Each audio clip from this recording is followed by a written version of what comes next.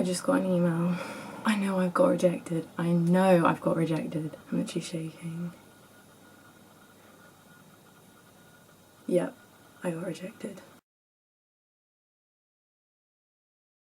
I got pulled, but... As you can tell by the title of this video, today I got rejected from Cambridge University. It's odd.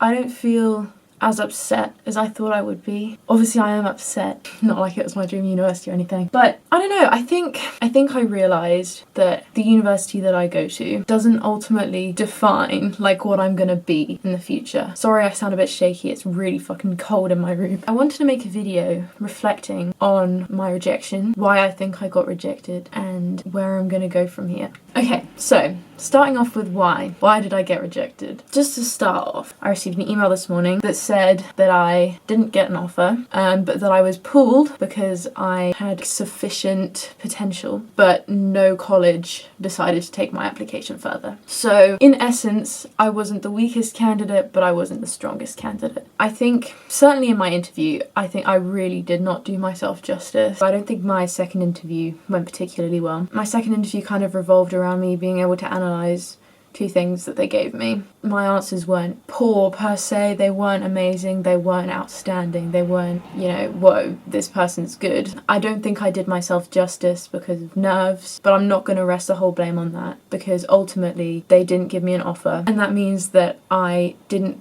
perform well enough for what they think they need at their university. So I don't want to say, oh, it's only because of this that I didn't get in. Ultimately, it's just a case of, was I good enough?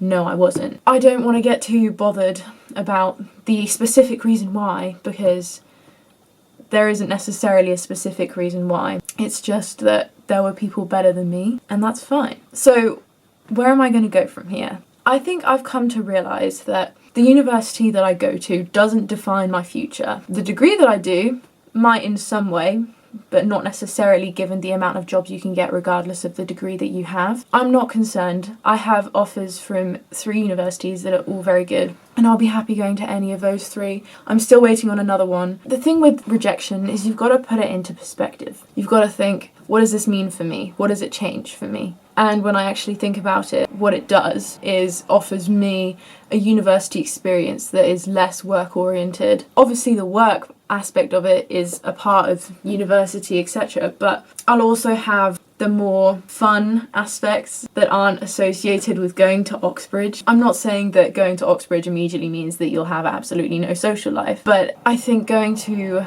a different university, there'll be a very different attitude towards learning. Not saying that that's necessarily a lax attitude, but I hope you get what I'm trying to say. There is absolutely no use in being negative about rejection. You hear it all the time, rejection is redirection, and that is the way that I want to think about it, because you're hit with rejection, you can't change it. So you can either make it a good thing or a bad thing. And why on earth would I choose to make it a bad thing if I can make it a good thing? I believe that regardless of where I go, as long as I work hard and I know that I'm performing to the best of my ability, then I'll be okay. That's just life, you know? Gotta get used to the failure early on. So yeah, I'm disappointed, but I don't want to say that I'm heartbroken or that my dreams are crushed, though they are, I suppose in some way are. I haven't cried. I'm disappointed. I'm sad. Like, who wouldn't be? I'll be fine, whatever happens. I just wanted to reflect a little bit, explain my thought processes. I'll catch you in my next video.